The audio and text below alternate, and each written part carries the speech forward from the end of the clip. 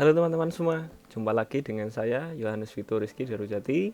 Saya berasal dari Universitas Kristen Duta Wacana Yogyakarta dari Prodi Informatika. Pada proyek kali ini, saya akan menjelaskan proyek baru IoT saya, yaitu Water Detector. Nah, nantinya rangkaian saya ini dapat digunakan untuk mendeteksi air atau genangan air, yaitu dengan cara mengukur ketinggian air tersebut. Kemudian, jika ada air di situ, maka akan membunyikan sebuah alarm atau buzzer. Di sini terdapat satu buah LCD yang nantinya akan digunakan untuk meninggalkan pesan. Pesan itu bisa berupa peringatan atau hal-hal lainnya yang bisa dilakukan oleh orang yang ada di sekitar rangkaian ini. Contohnya, jika rangkaian ini diletakkan pada sebuah ruangan, maka kita bisa meninggalkan pesan untuk orang yang berada di sekitar ruangan tersebut. Bisa saja pesan tersebut misalnya tolong pindahkan barangnya atau coba dicek apakah ada air di situ gitu. Jadi menurut saya LCD di sini cukup berguna untuk meminta tolong bantuan orang lain yang ada di sekitar rangkaian ini.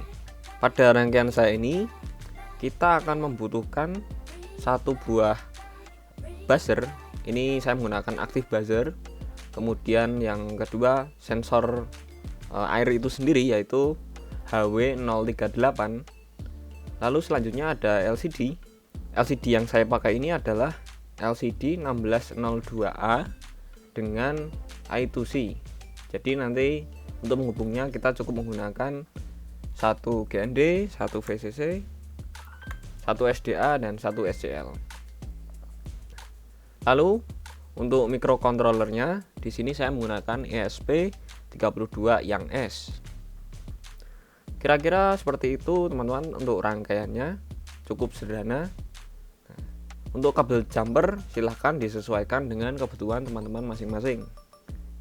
Untuk power dari LCD ini sendiri, LCD ini akan membutuhkan power sekitar 5 volt. Jadi di sini saya menghubungkan pin V-in yaitu 5 volt dengan pin VCC pada LCD di rangkaian ini.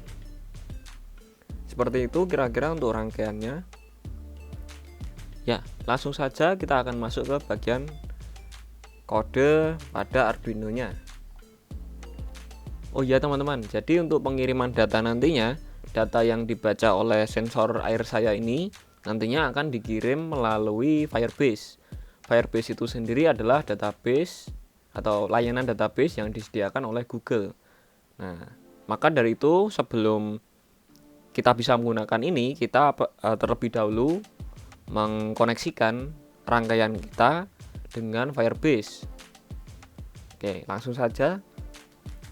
Teman-teman bisa memakai template yang disediakan oleh library yang dibuat oleh k.suwaca ini. Kemudian saya mengedit sedikit demi sedikit di dalam source code ini teman-teman.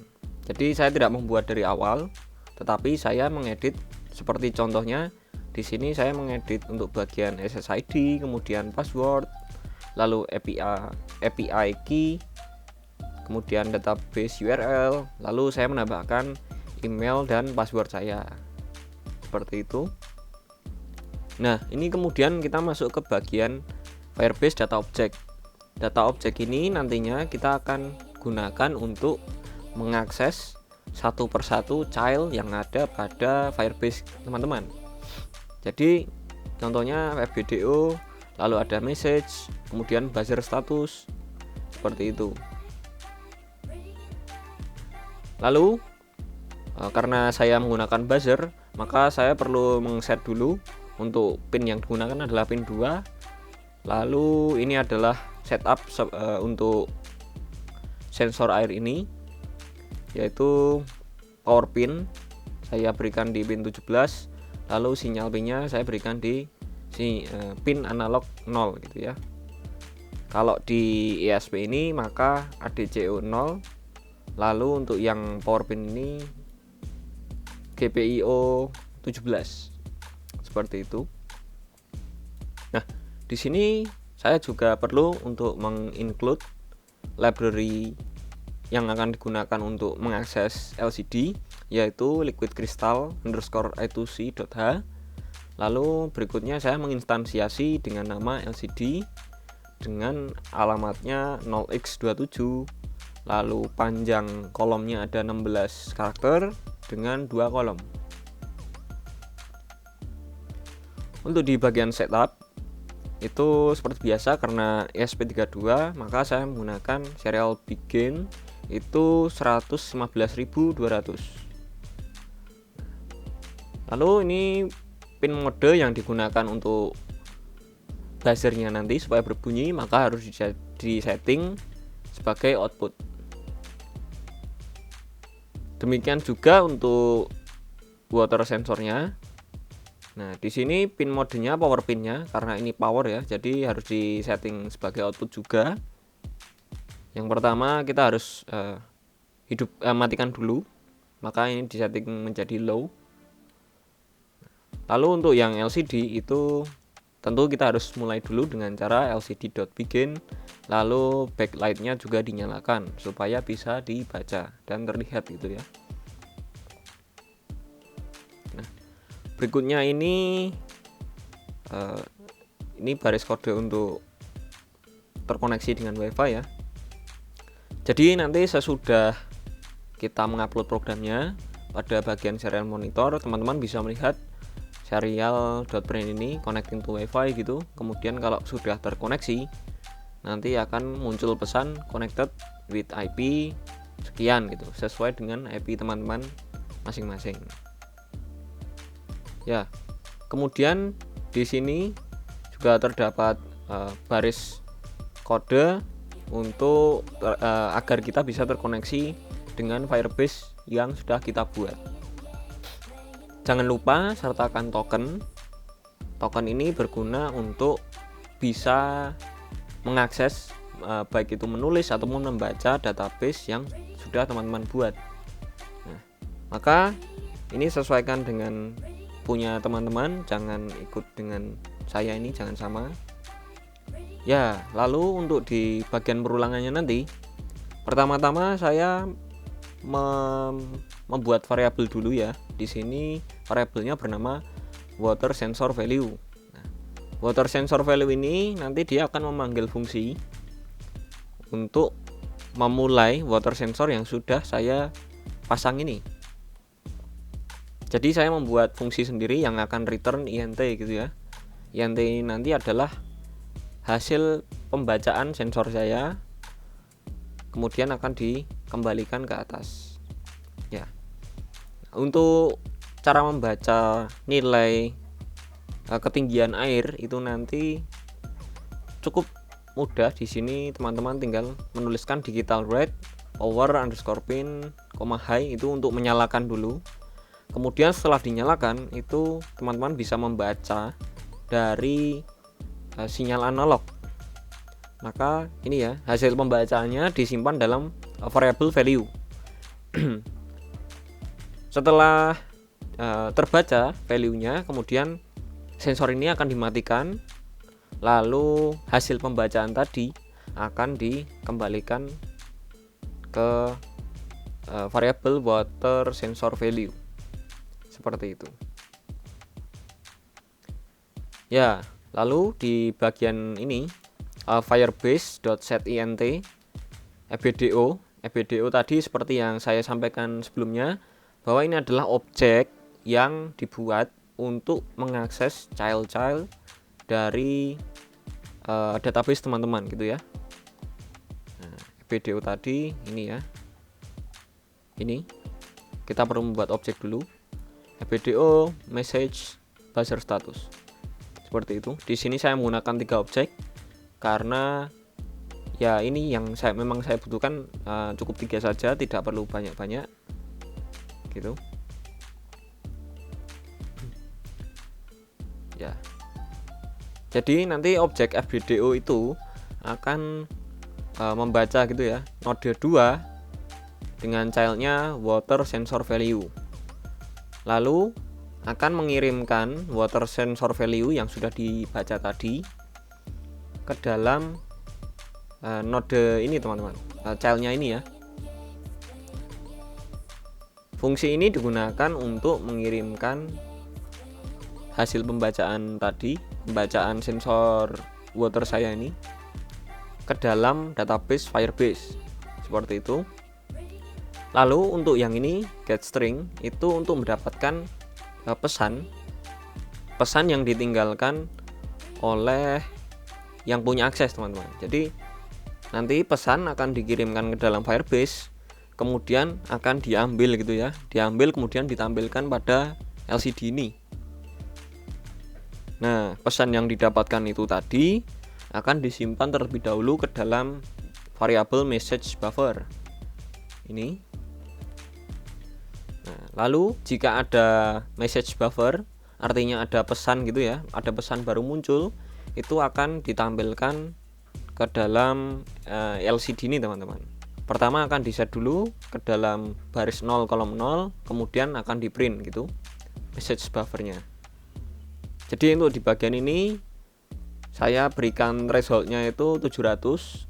Artinya jika nanti hasil pembacaan sensor air saya ini melebihi atau sama dengan 700, itu alarm atau buzzer yang sudah saya pasang ini itu akan berbunyi.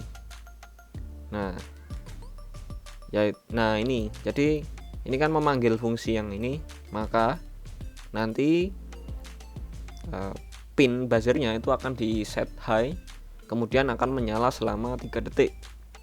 Alarmnya akan menyala selama 3 detik seperti itu ya, teman-teman. Kemudian mati gitu. Ya, selain juga menyalakan buzzer yang ada di sini, nanti untuk di child buzzer status itu akan berubah menjadi on juga, teman-teman. Jadi nanti ketika kita menggunakan aplikasi Android, kita juga bisa memantau apakah alarmnya sudah berbunyi atau belum gitu ya. Kira-kira bagian kode untuk Node MCU saya seperti ini, teman-teman. Jadi cukup pendek ya ini. Bagi teman-teman yang masih bingung, tenang saja. Setelah ini akan saya tampilkan aplikasinya itu seperti apa, lalu cara konfigurasi untuk Firebase-nya seperti apa. Yuk, lanjut ke bagian berikutnya. Oke, mari kita lanjutkan. Pada bagian ini kita akan masuk ke bagian kode program untuk aplikasi Android yang sudah saya buat. Ya, kira-kira untuk aplikasi Androidnya nanti itu akan terdapat beberapa ini ya, text view, lalu ada satu edit tag dan satu button. Nah, kita dapat melihat dari kode program di sini ada layoutnya dulu ya. Kita akan bahas layoutnya dulu. Pertama-tama saya menggunakan linear layout, kemudian di dalam linear layout itu terdapat linear layout juga. Nah, di sini terdapat text view yang digunakan untuk menandai gitu ya, menandai bahwa ini water sensor. Kemudian di sini text view yang satunya digunakan untuk membaca water sensor yang terdapat pada Firebase saya nanti. Seperti itu. Sama juga dengan yang ini, pada bagian ini bedanya di sini adalah buzzer statusnya, yaitu berupa on atau off ya. Kemudian ada juga di sini message gitu ya, pesan yang ditinggalkan itu sekarang itu apa gitu ya. Lalu kemudian kita juga bisa mengirimkan pesan melalui edit text ini, teman-teman. Nah, jadi di edit text ini nanti kita bisa menuliskan pesan.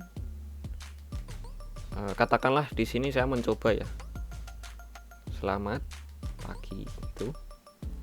Lalu saya kirim. Nah, maka current message-nya juga akan berubah, dan juga database pada Firebase saya itu juga akan berubah menjadi selamat pagi juga, teman-teman. Kira-kira gambarannya seperti itu. Ini untuk layoutnya.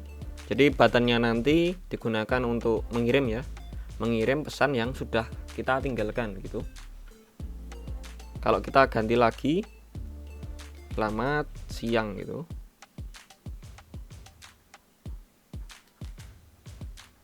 Oke. Nah, ini current message-nya juga berubah menjadi selamat siang. Nah, lalu untuk pada bagian Kotlin, di sini saya menggunakan bahasa Kotlin ya teman-teman, bukan Java tapi Kotlin.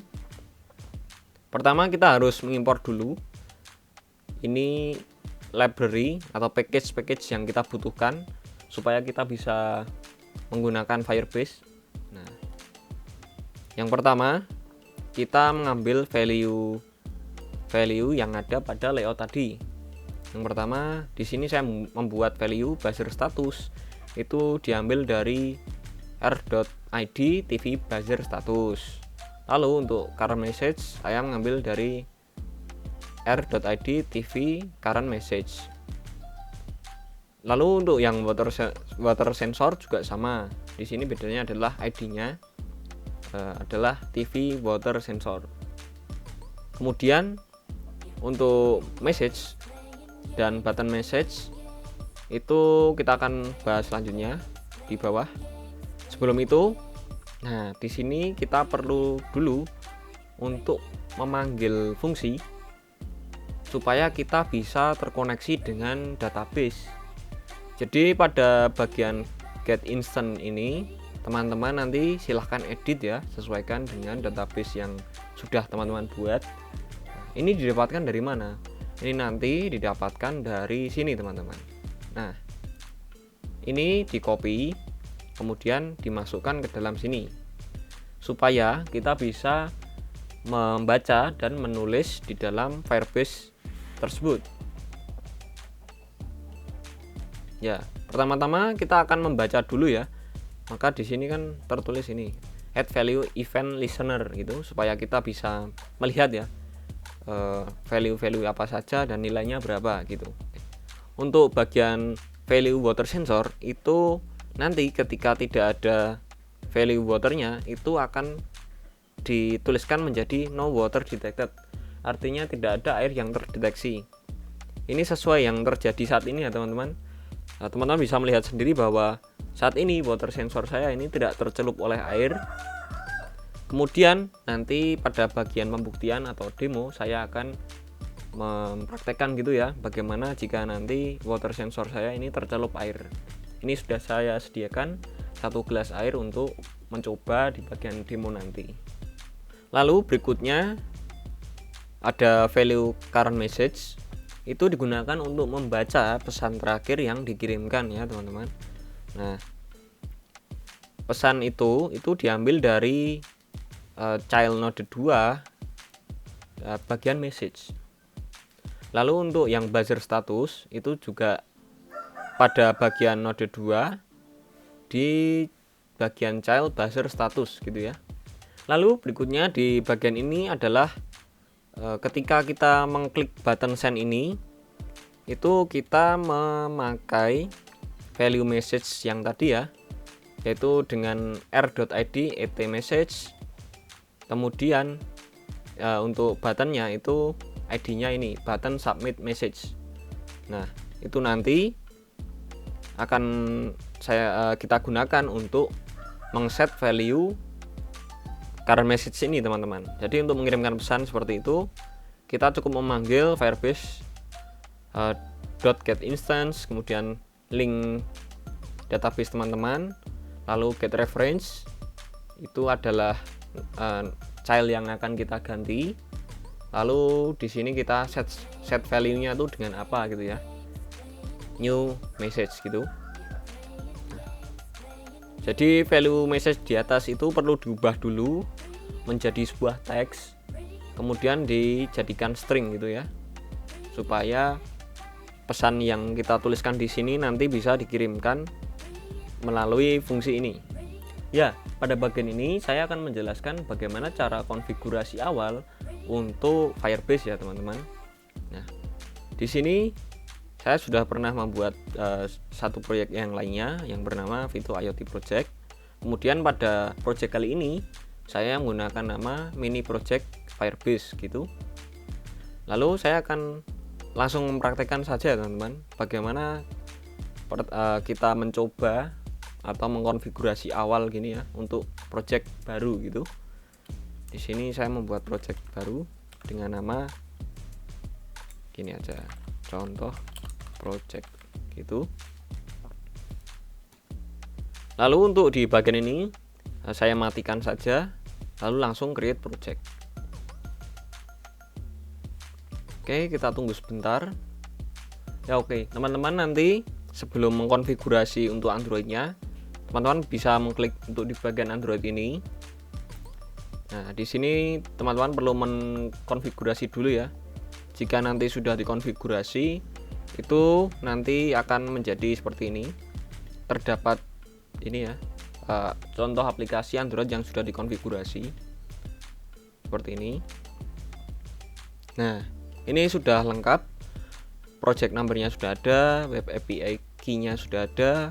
Nah, kemudian untuk mendapatkan secret yang saya bilang tadi, secret ini ya teman-teman, token ini itu didapatkan dari ini teman-teman, tab service account, kemudian masuk ke database secret. Nah, secretnya ada di sini, teman-teman bisa langsung copy, kemudian memasukkan ke dalam Arduino yang sudah teman-teman config di sini. Lalu berikutnya, setelah teman-teman berhasil ngeset untuk konfigurasi Android, teman-teman bisa langsung pergi ke real time database. Teman-teman langsung klik create database. Lalu ini sesuaikan dengan region yang dipakai. Di sini saya menggunakan Singapura. Lalu berikutnya saya menggunakan test mode. Langsung klik saja enable. Kita tunggu sebentar. Ini database-nya sedang dibuat. Ya oke, untuk database-nya ini sudah berhasil dibuat. Lalu di sini teman-teman bisa membuat child-nya ya. Nah, di sini adalah contoh-contoh child yang sudah jadi ya teman-teman. Yang saya pakai itu ada child-nya ada 3. Yang pertama ada buzzer status, yang kedua ada message, kemudian yang terakhir ada water sensor value. Nah, di sini teman-teman bisa membuat seperti yang telah saya buat tadi. Contohnya di sini saya akan membuat contoh node 3. Gitu. Sorry. Di sini contoh node 3. Lalu value-nya bisa kita kasih contoh ini.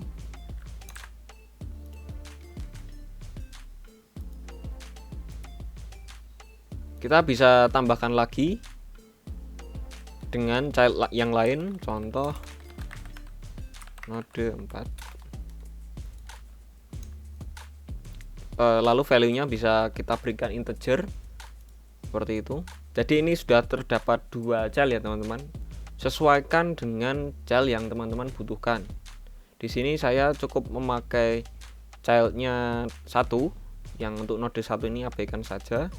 Di sini saya memakai child yang node 2, kemudian di dalam child node 2 itu terdapat 3 child yang lain. Seperti itu.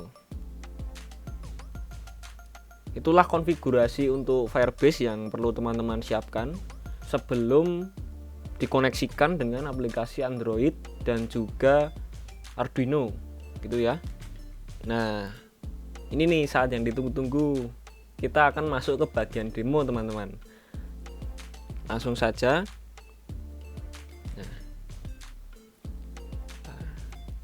Teman-teman silakan perhatikan layar di sebelah saya ini ya nanti. Oke. Ini ketika saya celupkan, maka value pada water sensor value-nya itu akan terupdate langsung teman-teman. Oke. Langsung saja. Ini saya dekatkan ya supaya terlihat bahwa sorry.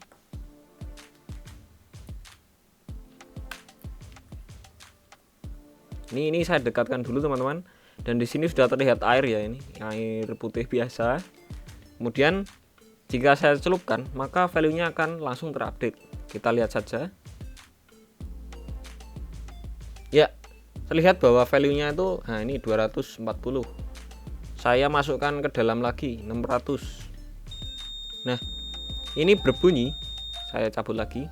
Itu tadi berbunyi karena threshold yang saya pakai adalah 700 teman-teman. Oke, saya ulangi lagi ya. Sampai lebih dari 700. Nah, buzzer statusnya itu on karena menyala gitu ya, karena berbunyi ini. kemudian water sensor value-nya itu sudah lebih dari 700. Di situ tertuliskan 1200 gitu.